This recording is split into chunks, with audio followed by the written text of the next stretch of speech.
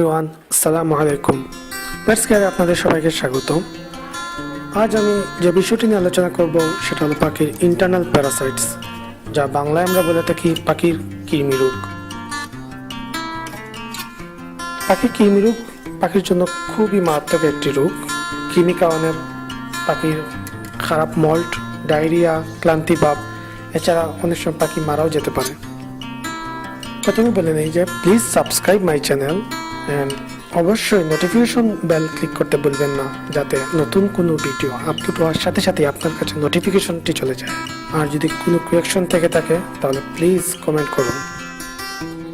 কৃমি রোগ হলে পাখির লক্ষণগুলো হবে: পাখির পাখা ঝুলে যাবে, খাবারে অরুচি ও পাখি পানি বেশি খাবে, ডায়রিয়ার মতো পানি পায়খানা করবে, শ্বাসকষ্ট হতে পারে।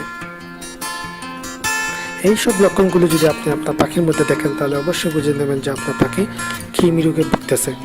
কৃমি রোগের জন্য যে চিকিৎসাটি সাধারণত করা হয়, যা আমি করে থাকি, সেটা হলো অ্যাভিনেক্স পাউডার। এই পাউডারটি আমি ইউজ করে থাকি। এই ওষুধটি 2 বার খাওয়াতে হয়। একবার খাওয়ানোর পর 1 সপ্তাহ পর আবার খাওয়াতে হয়।